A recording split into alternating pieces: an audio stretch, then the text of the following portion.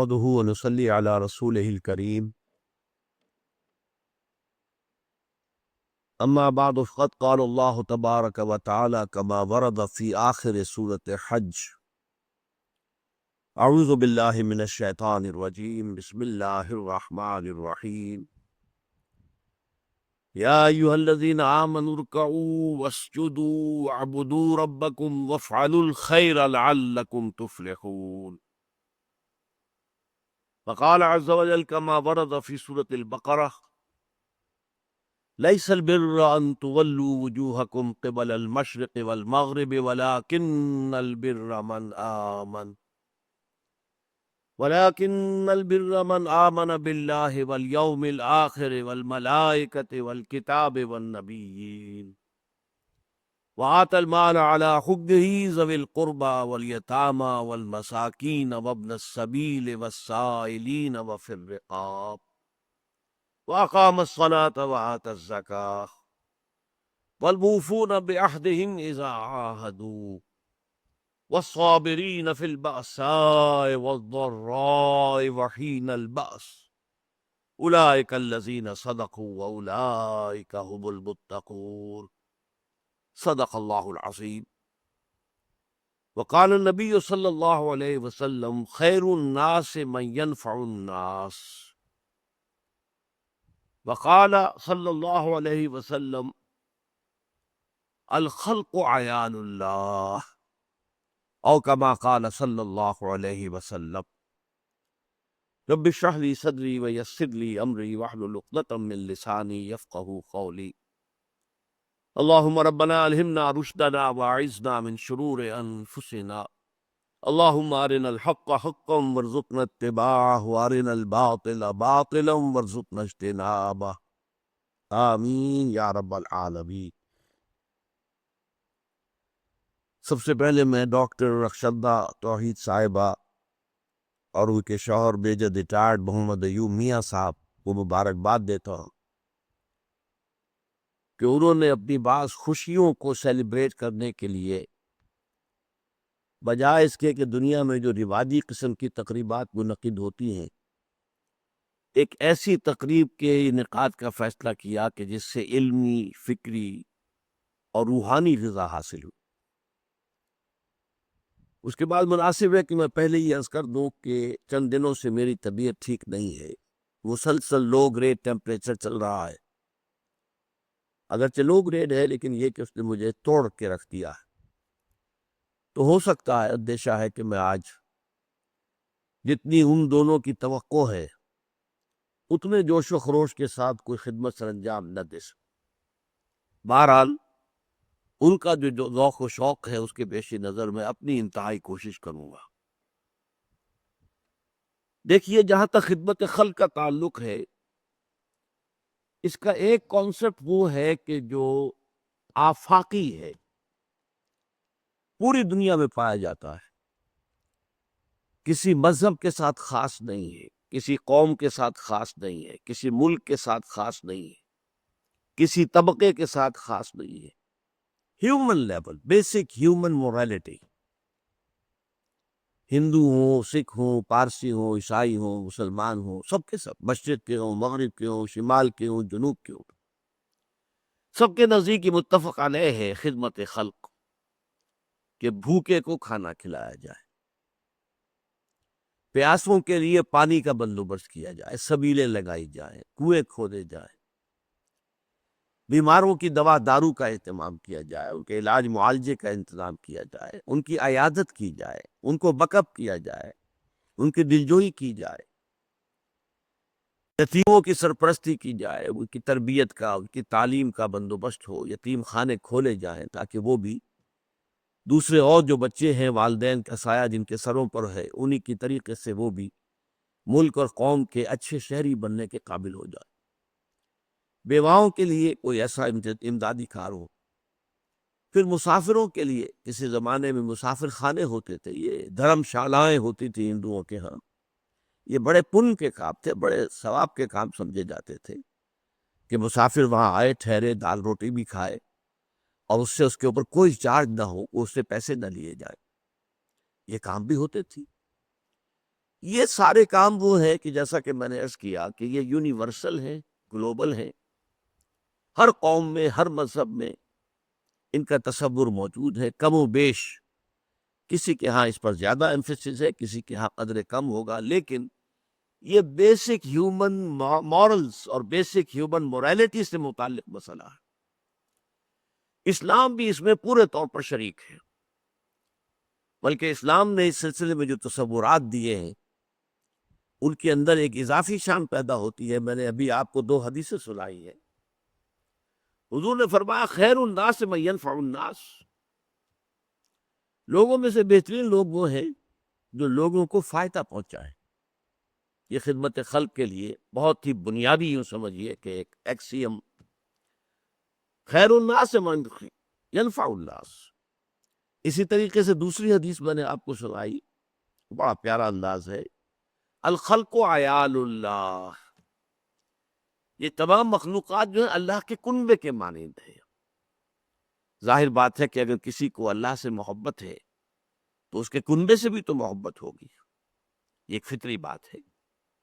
تو الخلق عیال اللہ، تمام مخلوقات جو ہے وہ اللہ کے کنبے کے مانند ہیں، تو ان کے ساتھ محبت کرنا، ان کے ساتھ خلوص، ان کی دلجوئی، ان کی خدمت کرنا، یہ گویا کہ اس کا ایک منطقی تقاضا ہے، لازمی تقاضا ہے۔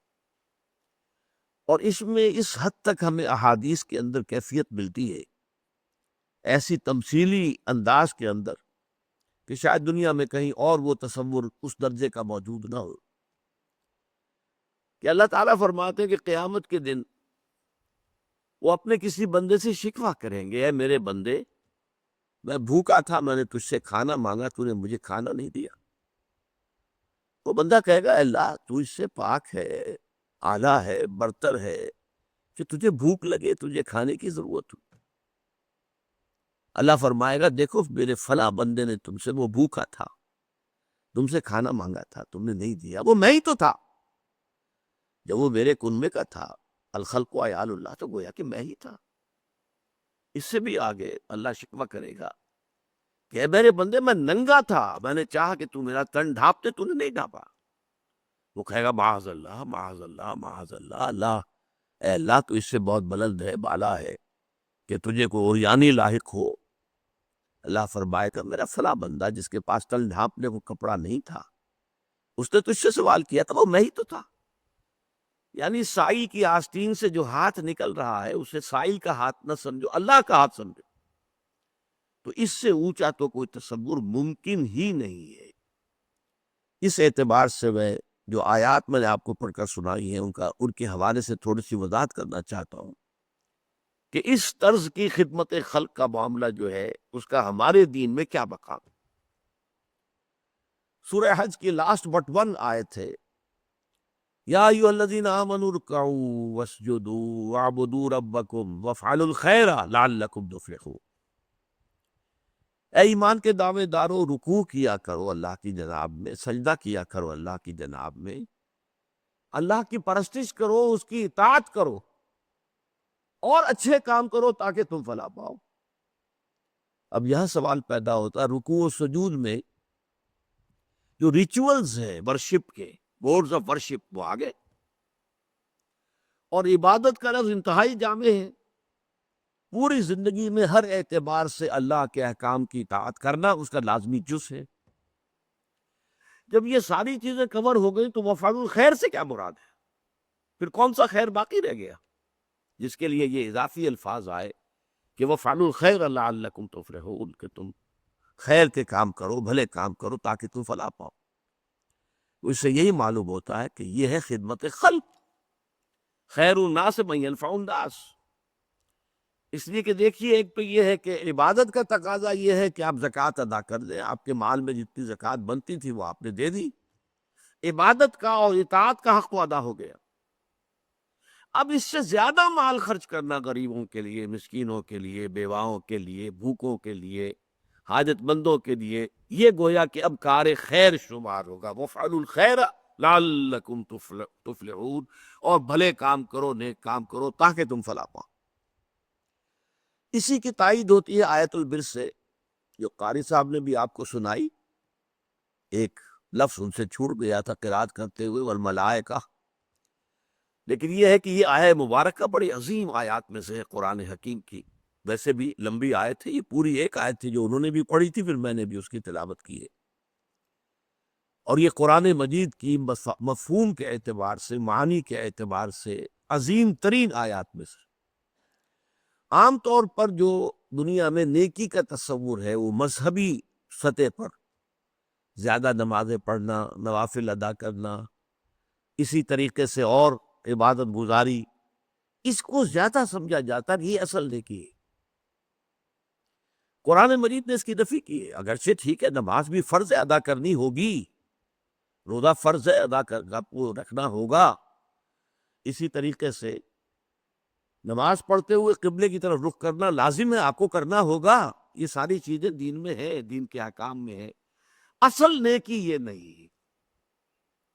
لیس البر ان تولوا وجوہکم قبل المشرق والمغرب، نیکی اصلی نیکی یہ نہیں ہے، یا تمام نیکی یہ نہیں ہے کہ تم اپنے چہرے مشرق یا مغرب کی طرف کر دو، رکوع کرو، سجود کرو.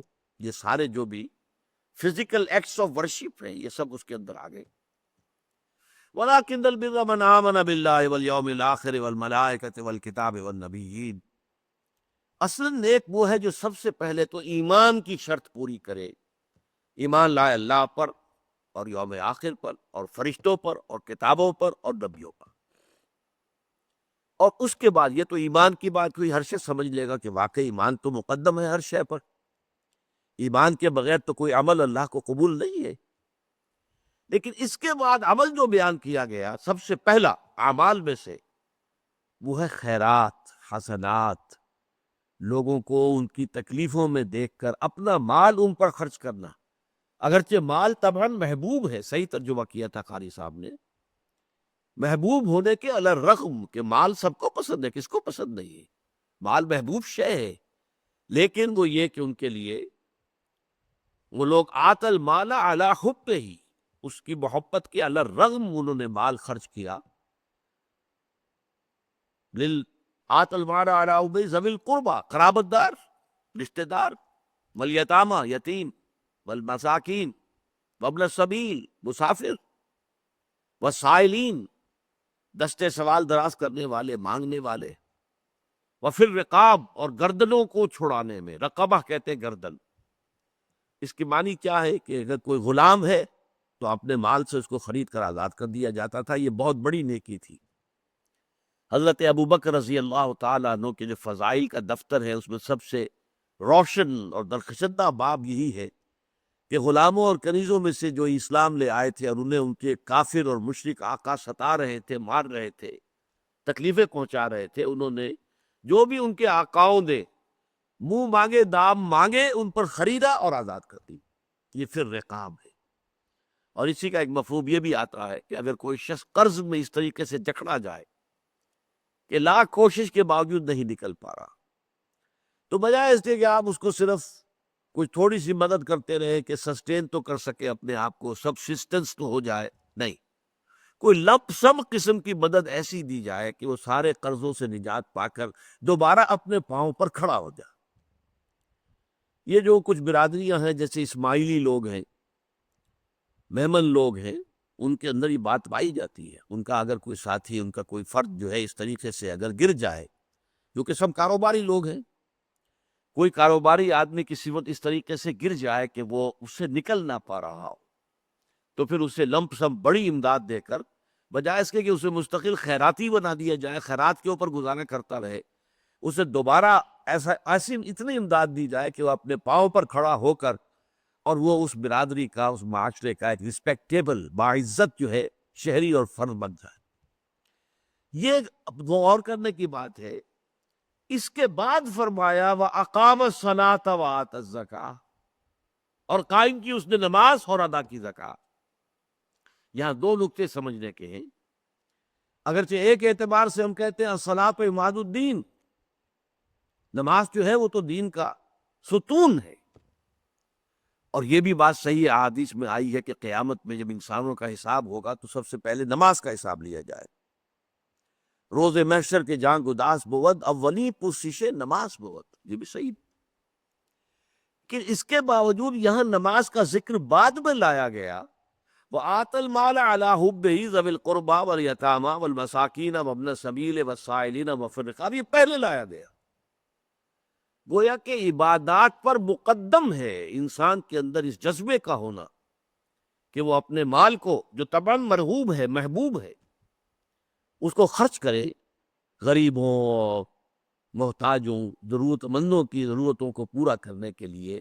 یہ گویا کہ نماز سے مقدم ہے۔ جب بحث ہو رہی ہے نیکی کسے کہتے ہیں، تو نیکی کے اعتبار سے اگر ارکان دین کی بات ہوگی تو کلمہ شہادت کے فوراً بعد نماز، بنی الاسلام علی خمس، شہادت اللہ الہ الا اللہ وان محمد رسول اللہ واقام الصلاۃ وایتاء الزکوٰۃ وصوم رمضان وحج البیت، کلمہ شہادت کے فوراً بعد نماز۔ لیکن یہاں بحث یہ ہے، موضوع کیا ہے کہ نیکی کیا ہے، نیکی کسے کہتے ہیں، خیر کیا ہے، خیر الناس کون شمار ہوگا، لوگوں میں بہتر آدمی کون ہے؟ تو وہاں معلوم ہوا کہ ایمان کے فوراً بعد انسان کے اندر یہ صلاحیت کہ وہ اپنا مال خرچ کرے ضرورت مندوں کی ضرورت پورا کرنے کے لیے، محتاجوں کی احتیاج کو رفع کرنے کے لیے، یتیموں کے لیے، مساکین کے لیے۔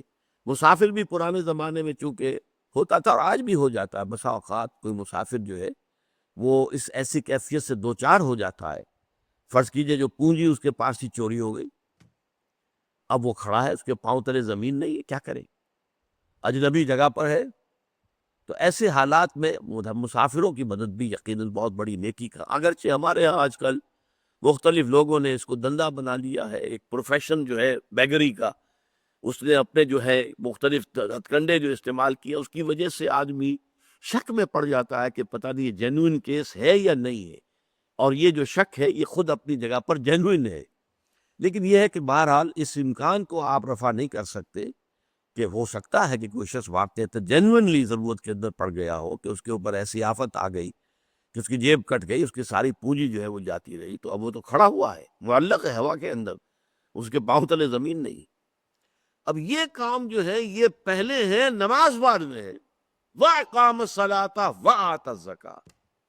اور دوسرا نقطہ یہ ہے کہ یہ زکوٰۃ سے اضافی شے ہے، اس لیے کہ زکوٰۃ کا ذکر تو علیحدہ ہو رہا ہے، وَآتَى الزَّكَاةَ، زکوٰۃ تو علیحدہ بیان ہو رہی ہے، وہ میں نے جیسا کہ پہلے عرض کیا تھا کہ عبادت کے اندر زکوٰۃ تو آ گئی، وہ جو کہا گیا وفعل الخیر، تو اب معلوم ہوا وہ اس کے علاوہ کوئی اضافی شے ہے۔ وہی بات یہاں آ رہی ہے کہ اقام الصلاۃ وآتى الزکوٰۃ سے پہلے جو ذکر ہو رہا ہے کہ مال کا خرچ کرنا، وآتى المال على حبه ذوي القربى واليتامى والمساکین وابن السبیل والسائلین وفی الرقاب، یہ گویا کہ زکوٰۃ کے علاوہ ہے۔ یہ نقطہ بہت کم لوگ جو مذہبی مزاج کے لوگ ہیں ان کے ذہنوں میں یہ نقطہ واضح نہیں ہے، حالانکہ حضور کی ایک کلیئر حدیث ہے، ان فی المال لحقا سوی الزکاۃ، مال میں تمہارے جو حق ہے اللہ کا وہ زکوٰۃ کے علاوہ بھی ہے۔ یہ نہ سمجھو زکوٰۃ دینی تو سارا حق ادا ہو گیا، نہیں، ان فی المال لحقا سوی الزکاۃ۔ اور پھر آپ نے یہی آیت پڑھی، لیس البر ان تولوا وجوہکم قبل المشرق والمغرب ولكن البر من آمن بالله واليوم الآخر والملائكة والكتاب والنبيين وآتى المال على حبه ذوي القربى واليتامى والمساكين وابن السبيل والسائلين وفي الرقاب وأقام الصلاة وآتى الزكاة۔ تو یہ چیزیں جیسا کہ میں نے عرض کیا اگرچہ اپنی جگہ یونیورسل ہیں، ہر مذہب میں موجود ہیں، ہر قوم میں موجود ہیں، بلکہ ایک افسوسناک حقیقت یہ ہے کہ آج ہم اگر دیکھیں تو مسلمانوں میں یہ کام کم ہے، ہندوؤں میں ہم سے یہ کام کہیں زیادہ تھا۔ ایک گنگا رام تھا جو اسپتال بنا کے چلا گیا، ہمارے ہاں جو ہے وہ بزنس ہاسپٹل ایک بنا بھی ہے تو سب لوگوں نے زور لگا کر بنایا ہے، حالانکہ ہمارے ہاں گنگا رام کی کیا حیثیت تھی، اس وقت پیسے والے جو ہیں وہ کہیں بڑھ کر ہیں، وہ 100 گنگا راموں سے بڑھ کر ہے، لیکن نہیں، ہمارے ہاں یہ کام کم ہے۔ یہ کام جو ہے ہندوؤں میں بہت ہے، پن کا کام، ثواب کا کام، پن کے کام، اس کے اوپر خرچ کرتے تھے، کنویں کھدواتے تھے، سبیلے لگاتے تھے، گھوڑوں کے لیے، جانوروں کے لیے پانی کا اہتمام کر رہے ہیں، اور یہ کہ پھر دھرم شالائیں بنا رہے ہیں، وہ مسافر خانے بنا رہے ہیں، یہ سارے کام ان کے ہاں تھے۔ بہرحال ہمارے ہاں اس کا جو معاملہ ہے اس کو میں ایک سیرت کے واقعے سے آپ کو یہ سنا دوں، اور یہ سیرت کا واقعہ ابھی حضور پر وحی کے آغاز سے قبل کا ہے، ابھی آغاز وحی نہیں ہوا تھا۔ آپ کو معلوم ہے 25 برس آپ کی عمر تھی جب آپ کی شادی ہوئی ہے حضرت خدیجہ الکبریٰ رضی اللہ تعالی عنہا سے، اور 40 برس کی عمر میں وحی شروع ہوئی ہے، تو 15 برس جو ہے وہ آپ کی ازدواج کی زندگی جو ہے وہ وحی کے آغاز سے قبل کی۔ اس کا واقعہ یہ کہ حضور ایک مرتبہ کہیں باہر سے تشریف لائے اور پھر بڑے غمگین کیفیت میں تھے، اور آپ نے کپڑا ایک اوڑھا اور لیٹ گئے۔ حضرت خدیجہ نے سمجھ لیا کہ کوئی غم اور کوئی رنج کی بات ہے، پوچھا کیا معاملہ؟ فرمایا میں گیا تھا ذرا مکے سے باہر نکل گیا تھا، فلاں وادی میں نے دیکھا ایک قافلہ ٹھہرا ہوا ہے، ایک قبیلہ ہے، ان کے جسموں پر کپڑا نہیں ہے، کھانے کو ان کے پاس کچھ نہیں ہے، نہایت لاغر ہو گئے فاقوں کے ذریعے سے، اور میرے پاس کچھ ہے نہیں کہ میں ان کی مدد کر سکوں۔ یہ کیوں؟ دولت بہت تھی، لیکن دولت تو تھی حضرت خدیجہ کی، حضور صلی اللہ علیہ وسلم کی ذاتی دولت تو نہیں تھی۔ تو اس پر حضرت خدیجہ نے رضی اللہ تعالی، یہ تفسیر کبیر میں یہ واقعہ موجود ہے امام راضی کی، آپ سے کہا اچھا آپ جائیے، فلاں فلاں بڑے بڑے سردار تھے، چودھری تھے قریش کے، انہیں بلا لائی۔ وہ جب آ گئے تو اتنی دیر میں اتنا بڑا ڈھیر اشرفیوں کا لگا دیا کہ جب آئے ہیں تو حضور بیٹھے ہیں تو چھپ گئے اس ڈھیر کے پیچھے۔ پھر حضرت خدیجہ نے تمام لوگوں کو گواہ بنایا کہ آپ سب لوگ گواہ رہے، میں نے یہ ساری دولت محمد کے حوالے کر دی صلی اللہ علیہ وسلم، وہ جہاں اور جیسے چاہے خرچ کریں۔ تو یہ کیفیت جو ہے ادھر حقیقت یہ ہے خدمت خلق کا یونیورسل تصور، عمومی تصور جو پوری دنیا میں ہے، جو بیسک ہیومن ویلیوز میں سے ہے، اور یہ تصور وہ ہے کہ جو حضور پر وحی سے پہلے پورا کا پورا موجود تھا، آپ کی شخصیت میں، آپ کی سیرت میں۔ ابھی وحی نہیں آئی ہے لیکن یہ چیزیں موجود تھیں، اس لیے کہ واقعہ نوٹ کیجئے کہ جب پہلی وحی آئی ہے اور حضور سراسیمہ ہو گئے ہیں، فرشتے سے جو ملاقات ہوئی غار حرا میں، ایک نیا ایکسپیرینس تھا، نیا ایکسپیرینس بالکل، تو بڑی طبیعت کے اندر جو ہے وہ ایک دہشت کی سی کیفیت تھی۔ تو سیرت کی کتابوں میں آتا ہے جب آپ آئے ہیں تو آپ پر لرزہ طاری تھا، اور آپ نے کہا زملونی زملونی، مجھے کمبل اڑھا دو، لیٹ گئے، آپ کو بخار ہو گیا، اور آپ نے کہا خشیت علی نفسی، مجھے تو اپنی جان کا اندیشہ ہے، یہ کیا میرے ساتھ واقعات پیش آنے شروع ہوئے ہیں، مجھے اندیشہ ہے کہ میں ہلاک نہ ہو جاؤں۔ اس پر حضرت خدیجہ نے فرمایا، عرض کیا اللہ آپ کو ضائع نہیں کرے گا، آپ تو یتیموں کی سرپرستی کرتے ہیں، بیواؤں کی خبر گیری کرتے ہیں، مسافروں کی مہمان نوازی کرتے ہیں، بھوکوں کو کھانا کھلاتے ہیں، آپ میں تو یہ اوصاف موجود ہے، اللہ تعالیٰ کبھی آپ کو ہرگز ضائع نہیں کرے۔ یہی بات حضرت ابوبکر صدیق کے بارے میں آتی، جب حضرت ابوبکر صدیق رضی اللہ تعالیٰ عنہ جب انتہائی مخالفت ہو رہی تھی، اور قریش جو ہے وہ کھلم کھلا مسلمانوں کو نماز نہیں پڑھنے دیتے تھے، تو انہوں نے کہا اچھا میں ہجرت کرتا ہوں، میں بھی جاتا ہوں حبشہ کی طرف جہاں اور لوگ چلے گئے۔ مکے سے نکل پڑے ہیں تو ابن الدغنہ ایک بڑا سردار تھا، پہلوان تھا، طاقتور آدمی تھا، صاحب اثر تھا، وہ راستے میں مل گیا۔ ابو بکر کہاں چلے؟ فرمایا کہ میری قوم مجھے عبادت نہیں کرنے دیتی خدا واحد کی، تو میں اب جا رہا ہوں اپنا گھر چھوڑ کر، ملک چھوڑ کر۔ فرمایا نہیں، تم تو غریبوں کی سرپرستی کرتے ہو، تم بیواؤں کی خبر گیری کرتے ہو، تم بھوکوں کو کھانا کھلاتے ہو، we can't afford to lose you، ہم ہرگز آپ کو نہیں جانے دیں گے، آپ چلیے، اور میری امان میں ہے، آپ کو کوئی نہیں روکے گا۔ تو حضرت ابو بکر واپس آ گئے، لیکن ابن الدغنہ نے یہ بات کہہ لی کہ آپ بلند آواز سے قرآن نہ پڑھا کریں، آپ اپنی نماز پڑھیں، آرام سے پڑھیں، لیکن بلند آواز سے نہیں۔ یہ بلند آواز جب آپ کی آواز نکل جاتی ہے اور دوسرے گھروں میں پہنچتی ہے تو اس سے ان لوگوں کا جو رد عمل ہوتا ہے وہ شدید ہوتا ہے۔ تو چند دن تو حضرت ابوبکر نے اس کی پابندی کی، پھر آپ نے کہا تم اپنی امان اپنے پاس رکھو، میں یہ کام نہیں کر سکتا، اور آپ نے بلند آواز سے قرآن مجید پڑھنا شروع کر دیا۔ تو میں صرف اس وقت جو میں نے عرض کیا ہے وہ یہ ہے کہ خدمت خلق کا ایک یہ تصور ہے جو ہر شریف انسان میں، ہر سلیم الفطرت انسان میں، قطع نظر اس سے کہ اس کا مذہب کیا ہے، اس کی قومیت کیا ہے، وہ کس ملک کا رہنے والا، یہ کامن ہے، یہ یونیورسل ہے۔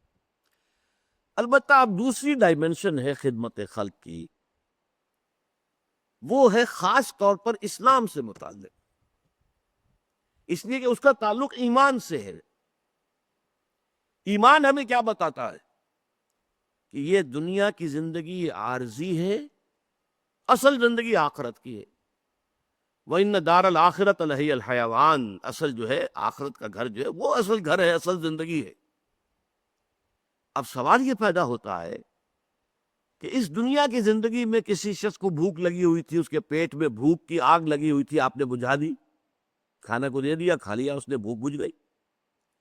لیکن وہ شخص چل رہا ہے اس راستے پر کہ جو اگلی زندگی میں آخرت میں جہنم کا ایندھن بنے گا، اس کے لیے آپ نے کچھ نہیں سوچا، تو آپ بڑے شقی ہیں، بڑے، اگر یقین ہے آپ کا، اصل میں معاملہ بہت بڑا اگر کا ہے، اٹس اے بگ اف۔ اگر واقعی آپ کو یہ یقین ہے کہ اصل زندگی آخرت کی زندگی ہے، تو پھر تو خدمت خلق یہ ہے کہ لوگوں کی آخرت سنوارنے کی کوشش کرو، انہیں سیدھے راستے کی طرف بلاؤ، انہیں اپنے خالق اور مالک اللہ تعالیٰ کے ساتھ متعارف کراؤ، گیٹ them introduced to اللہ، تعارف حاصل ہو جائے، معرفت حاصل ہو جائے اللہ تعالیٰ کی۔ تعارف یہی ہے نا، معرفت حاصل ہو جانا ایک دوسرے کی، اور پھر یہ کہ وہ اللہ تعالیٰ سے لو لگائیں، اللہ سے محبت کریں، اللہ ہی کو اپنا مقصود و مطلوب اور معبود اور محبوب حق حقیقی بنائیں، تاکہ ان کی آخرت درست ہو۔ اگر یہ ہم نہیں کر رہے، اور ظاہر بات ہے کہ بھوکے کو کھانا کھلا دیا تو لے کے کام تو ہے، لیکن وہ چل رہا ہے اس راستے پر کہ جو اسے جہنم میں لے کر جا رہا ہے، اس راستے سے بچا کر اور جنت کے راستے پر لوگوں کو ڈالنا، جہاں ابدی راحت ہوگی، جہاں ہمیشہ ہمیشہ کے لیے روح و ریحان و جنت نعیم، اس راستے پر لے آنا، یہ سب سے بڑی خدمت خلق ہے۔ یہی وجہ ہے کہ وحی کے آغاز سے پہلے اور وحی کے آغاز کے بعد یہ آپ کو کنٹراسٹ نظر آئے گا سیرت محمدی میں صلی اللہ علیہ وسلم۔ وحی کے آغاز سے پہلے وہ نیکی کا، خدمت خلق کا تصور، بھوکوں کو کھانا کھلانا، مسافروں کی خدمت کرنا، بیواؤں یتیموں کی سرپرستی کرنا، یہ بدرجہ تمام و کمال سیرت محمدی میں موجود ہے۔ لیکن جیسے ہی وحی شروع ہو گئی اور یہ حقیقت منکشف ہو گئی کہ اصل زندگی تو وہ ہے، یہ تو عارضی ہے، 20 سال، 30 سال، 40 سال، 50 سال ختم ہو جاتی ہے، آج نہیں تو کل، کل نہیں تو پرسوں۔ کوئی شخص اگر جھگی میں رہ رہا ہے اس کو بھی موت آنی ہے، اور کوئی شخص محل میں رہ رہا ہے اس کو بھی موت آنی ہے، اور بالآخر دیتھ دی لیولر، ایک نظم ہم نے پڑھی تھی، ایف اے کے کورس میں ہوتی تھی، کہ موت تو آ کے سب کو برابر کر دیتی ہے۔ بڑے بڑے محلوں میں رہنے والے اور بڑے جو ہے گدیلوں پر سونے والے اور مخملی جو ہیں ان کے سارے لباس اور یہ، لیکن یہ کہ بہرحال پھر انہیں مٹی میں مل کر مٹی ہونا ہے۔ اور غریب آدمی جو ہے، جو چاہے کہیں فٹ پاتھ پر سو کر رات گزارتا ہو یا کسی جھگی میں رہتا ہو، وہ بھی موت کے بعد وہ بھی مٹی میں مل کر مٹی ہو جائے گا۔ تو ڈیتھ دی لیولر، یہ موت جو ہے وہ آ کر انسان کی اونچ نیچ کو ختم کر کے لیول کر دیتی۔ ایک اس کے بعد کیا ہوگا؟ بل تؤثرون الحیات الدنیا، قرآن مجید کہتا ہے کہ تمہارا جو اصل مرض ہے، تمہاری جو اصل بیماری ہے وہ کیا ہے؟ تم دنیا کی زندگی کو ترجیح دیتے ہو، پسند کرتے ہو، والآخرۃ خیر وابقیٰ، جبکہ آخرت کی زندگی جو ہے وہ بہت بہتر ہے اور باقی رہنے والی ہے، یہ ختم ہونے والی، وہ باقی رہنے والی۔ تو ظاہر بات ہے کہ فائنائٹ اور انفائنائٹ کے درمیان کوئی ریشیو پروپورشن ممکن ہی نہیں، وہ انفائنائٹ ہے۔ خالدین فیہا ابدا، ہمیشہ ہمیشہ کے لیے۔ اس زندگی کو سنوارنا، اس زندگی کو بہتر بنانے کی کوشش کر رہے، یہ سب سے بڑی خدمت خلق ہے۔ لیکن جیسا کہ میں نے عرض کیا، اس کا تعلق ایمان کے ساتھ ہے۔ اگر آپ کو یقین ہے کہ اصل زندگی آخرت کی زندگی ہے، جیسے سورہ عنکبوت میں فرمایا وَإِنَّ الدَّارَ الْآخِرَةَ لَهِيَ الْحَيَوَانُ لَوْ كَانُوا يَعْلَمُونَ، اصل میں تو آخرت کا گھر جو ہے وہ اصل زندگی ہے، کاش کہ انہیں معلوم ہوتا۔ تم اس کو زندگی سمجھے بیٹھے ہو، یہ تو عارضی سے ٹھکانہ ہے۔ ایک بڑی پیاری تمثیل حضور نے بیان فرمائی، مالی ولی دنیا، انما مثلی کراکب استظل تحت شجرۃ ثم راح فترکها، مجھے تمہاری اس دنیا سے کیا سروکار، کوئی تعلق ہی نہیں میرا۔ میری مثال اس مسافر کی سی ہے، اس سوار کی، اونٹنی پر ہے یا گھوڑے پر ہے، سوار ہے، مسافر ہے، وہ کسی درخت کے نیچے تھوڑی دیر رکتا ہے سستانے کو، آرام کرنے کو، پھر وہ اپنا راستہ دیتا۔ وہ درخت اس کا گھر نہیں ہے، وہ منزل نہیں ہے، وہ ایک عارضی قیام گاہ ہے۔ تو یہ دنیا کی زندگی تو ہماری عارضی قیام گاہ ہے، اصل گھر جو ہے وَإِنَّ الدَّارَ الْآخِرَةَ لَهِيَ الْحَيَوَانُ لَوْ كَانُوا يَعْلَمُونَ، آخرت کی زندگی جو ہے وہ اصل میں اصل زندگی ہے، کاش کہ انہیں معلوم ہوتا۔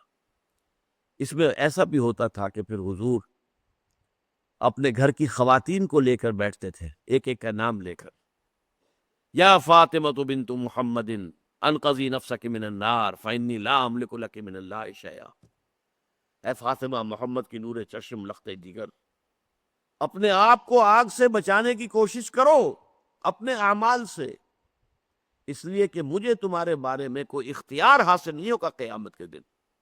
قیامت کے دن اس لیے نہیں چھوٹ جاؤ گی کہ محمد کی بیٹی ہو صلی اللہ علیہ وسلم و رضی اللہ تعالی عنہ، نہیں، تمہارے اعمال ہوں گے پیش کر۔ غافل عمل کوئی اگر دفتر میں ہے، اگر ہے تو وہ پیش کرو۔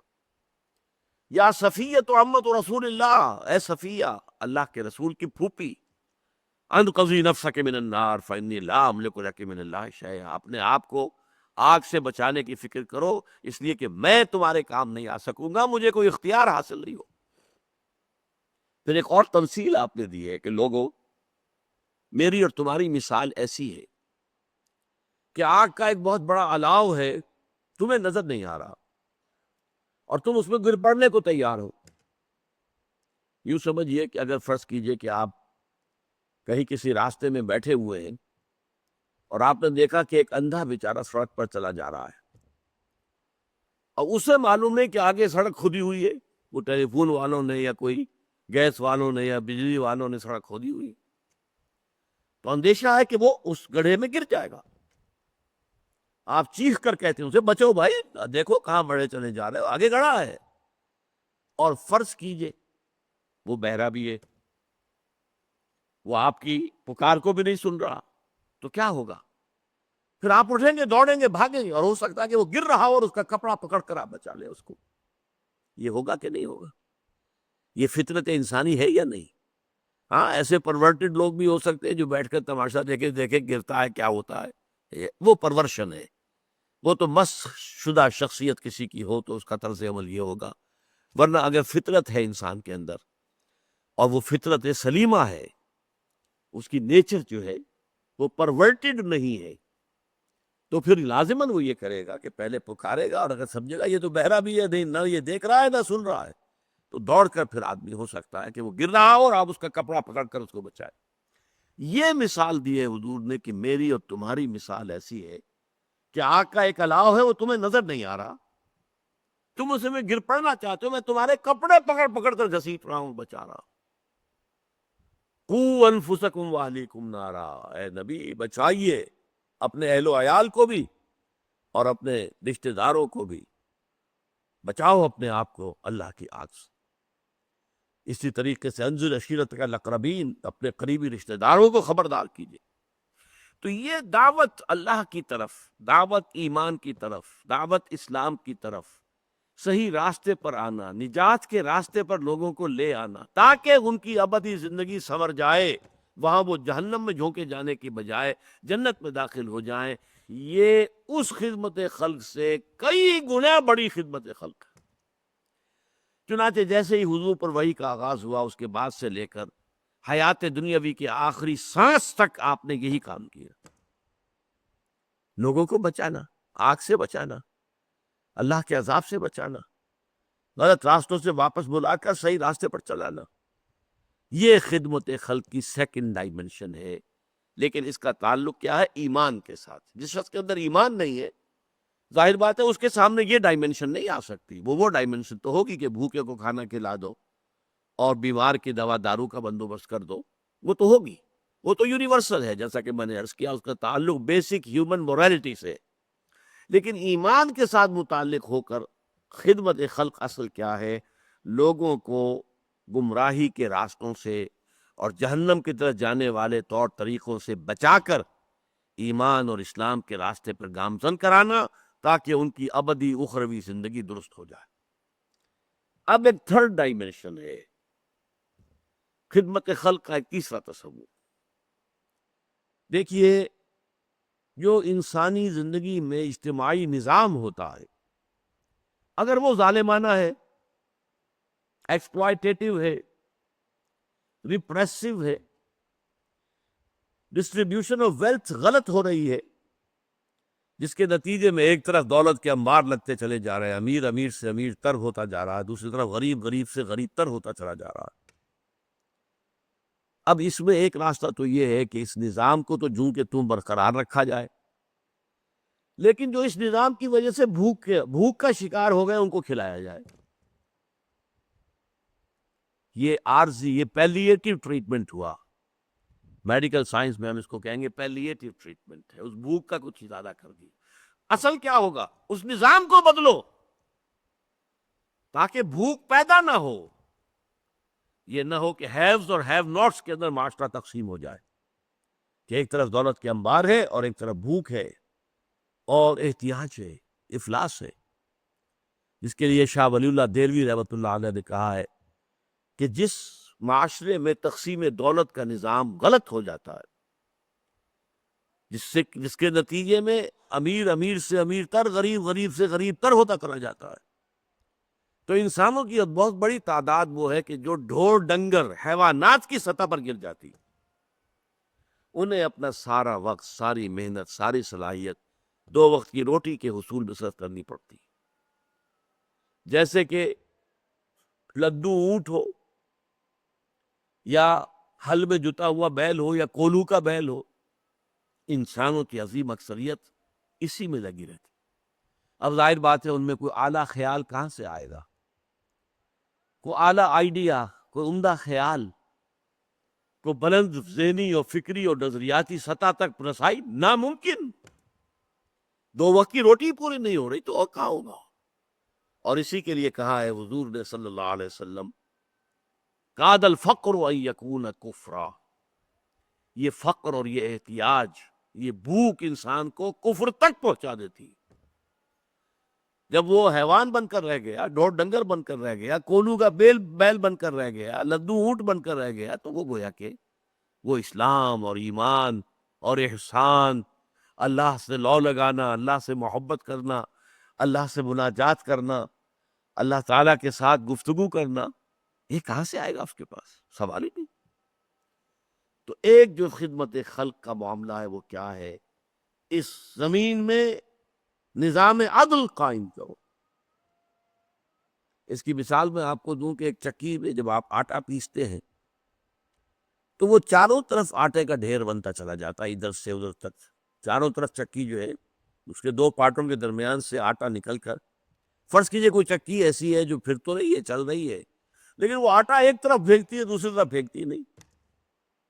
یہ مثال ہے اس معاشرے کی جس میں تقسیم دولت کا نظام غلط ہو گیا۔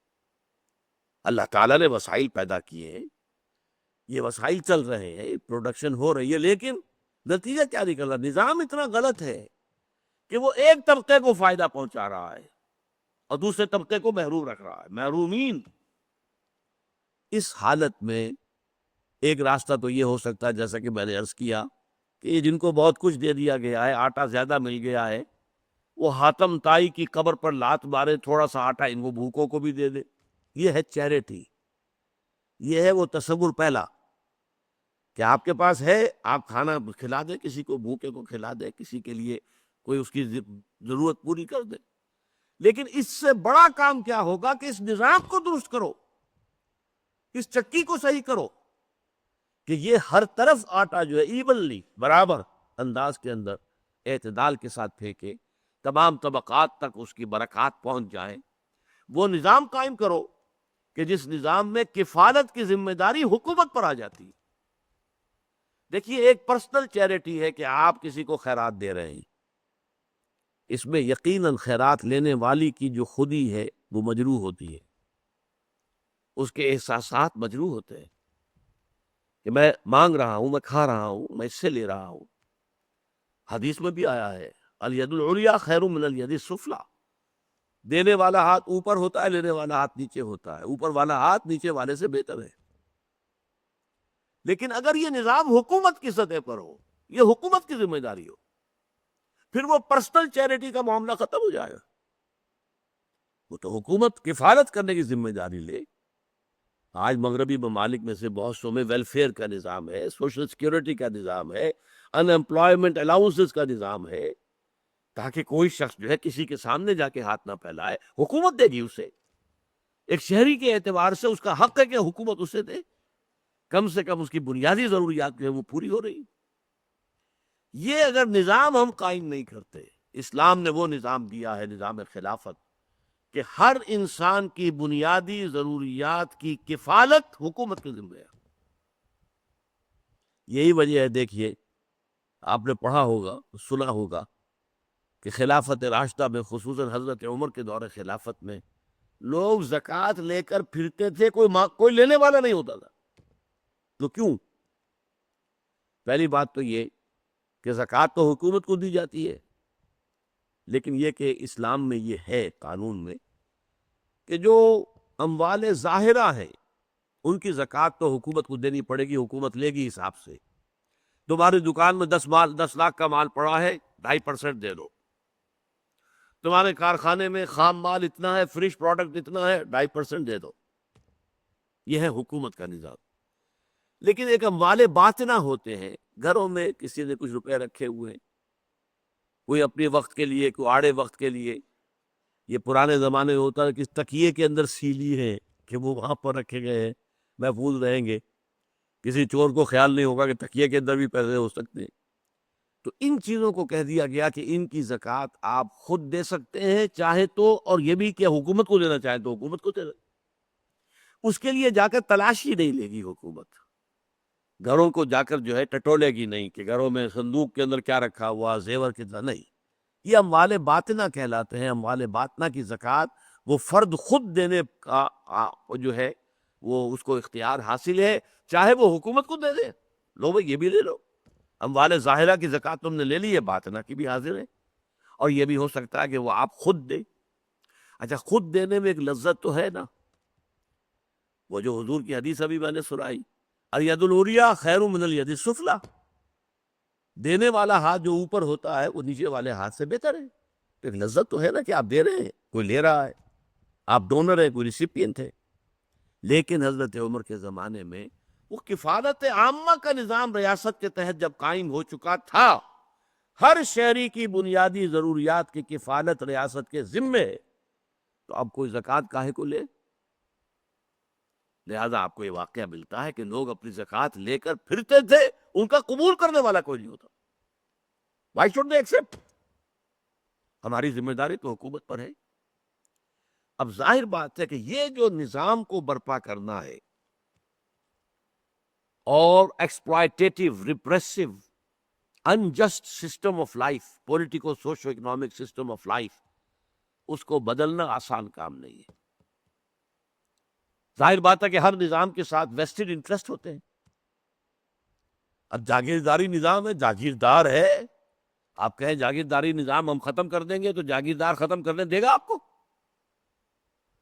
they are bound to defend their system، اس لیے کہ اس کے ساتھ ان کے مراعات ہیں، ان کے فوائد ہیں، ان کے مفادات ہیں۔ بادشاہی نظام آپ سعودی عرب میں ختم کرنے کی کوشش کریں تو سعودی آپ کو ختم کرنے دیں گے؟ آل سعود جن کی حکومت ہے، جن کے بلین ڈالر کا جو ہے وہ محل بنتے ہیں، وہ آپ کو نظام تو ختم نہیں کرنے دیں گے۔ اس نظام کو ختم کرنے کے لیے جد و جہد کرنی پڑتی ہے، انقلابی جد و جہد۔ اس کے لیے انقلابی جد و جہد، پہلے ایک پارٹی وجود میں آئے، ڈسپلن پارٹی، جو تن من دھن یہاں تک کہ جان بھی قربان کرنے کو تیار۔ کمیونسٹ پارٹی آف رشیا، بولشویکس، مونشویکس، انہوں نے کوئی کم قربانیاں نہیں دی تھی، ایسے ہی زار کی حکومت ختم نہیں ہوئی تھی، بڑی قربانیاں دے کر ہوئی تھی۔ صحابہ کرام نے بھی جب نظام قائم کیا، حضور نے اور صحابہ نے، محمد الرسول اللہ والذین معہ، تو سینکڑوں صحابہ کو جام شہادت نوش کرنا پڑا کہ نہیں؟ خود حضور زخمی ہوئے یا نہیں ہوئے؟ آپ کے دندان مبارک شہید ہوئے کہ نہیں ہوئے؟ آپ کے خون جو ہے اس سے احد کی مٹی اور طائف کی مٹی وہ سیراب ہوئی یا نہیں؟ تو یہ انقلابی جد و جہد، یہ پھر اسلام کی روح سے سب سے بڑی نیکی۔ چینج سسٹم، نظام کو بدلو، عادلانہ، منصفانہ، based on justice and fair play, جس میں ڈسٹریبیوشن آف ویلتھ جو ہے وہ اکویٹیبل ہو، جس میں ہر فرد کی بنیادی ضروریات انڈر رائٹ کرے ریاست، اس نظام کو قائم کرنے کی جد و جہد کرو۔ یہ پھر نیکی کا سب سے اونچا تصور ہے، جس کو کہا گیا ایک حدیث کے اندر ضربۃ السلام منہ الجہاد فی سبیل اللہ۔ اسلام کو حضور نے ایک درخت سے تعبیر کیا، تشبیہ دی، جیسے درخت کی جڑ ہوتی ہے۔ تو اسلام کی جڑ کیا ہے؟ کلمہ شہادت لا الہ الا اللہ محمد رسول اللہ۔ پھر درخت کا ایک تنا ہوتا ہے، تنا کیا ہے اسلام کا؟ اقام الصلاۃ و ایتاء الزکوٰۃ، زکوٰۃ کی ادائیگی اور نماز کا قائم کرنا۔ پھر درخت میں اوپر برگ و بہار آتے ہیں، پتے ہیں، شاخیں ہیں، پھل لگ رہے ہیں، یہ اس کی چوٹی ہے۔ تو ضربۃ السلام منہ، اسلام کی چوٹی جو ہے وہ الجہاد فی سبیل اللہ، اللہ کا جہاد، اللہ کی راہ میں جہاد کرنا، تاکہ اللہ تعالیٰ نے جو عادلانہ نظام دین الحق کی شکل میں، اسلام کی شکل میں، ان الدین عند اللہ الاسلام، جو حضور کے ذریعے سے پایہ تکمیل کو پہنچا، الیوم اکملت لکم دینکم واتممت علیکم نعمتی ورضیت لکم الاسلام دینا، اس دین کو قائم کرنے کے لیے جہاد کیا جائے، یہ سب سے اونچی نیکی ہے۔ اور اس کا مقصد بھی کیا ہے؟ خدمت خلق، تاکہ لوگوں کو ظلم و ستم سے نجات دلائی جائے اور لوگوں کے لیے ان کی زندگیوں کے اندر ان کی ضروریات کو وہاں پہنچایا جائے، ان کے ساتھ انصاف ہو۔ اس کے لیے تو خدمت خلق کے یہ 3 لیولز ہیں جو میں نے آپ کے سامنے رکھے۔ ایک یونیورسل ہے، کامن ٹو آل ہیومینٹی، بھوکے کو کھانا کھلانا، پیاسے کے لیے پانی کا بندوبست کرنا، بیمار کے لیے دوا دارو کا بندوبست کرنا، تیمارداری کا انتظام کرنا، ان کی دلجوئی ہے، جا کر وزٹ کرنا ہے، اور جو بھی طریقے ہیں دنیا کے اندر، عیادت ہے۔ اس کے علاوہ غریبوں، یتیموں، مسکینوں، ان کے لیے کوئی کوشش، یہ یونیورسل کانسیپٹ ہے، دس از دی بیس لائن۔ اس بیس لائن کے اوپر 2 اور ڈائمنشنز ہیں جن کا تعلق خاص اسلام کے ساتھ ہے، ایکسکلوسیو۔ ایک کیا ہے؟ لوگوں کو دعوت دینا کہ وہ اللہ کے دین کی طرف، اللہ کی طرف آئیں، تاکہ ان کی ابدی زندگی، ہمیشہ کی زندگی، آخرت کی زندگی درست ہو جائے۔ اور دوسرا یہ کہ اس دنیا میں اس عادلانہ نظام کو قائم کرنے کی جد و جہد کی جائے کہ جس کے ذریعے سے نوع انسانی ہر قسم کے ظلم سے نجات پا جائے۔ بس میں اسی پر اکتفا کر رہا ہوں۔ اقول قولی ھذا واستغفر اللہ لی ولکم ولسائر المسلمین والمسلمات۔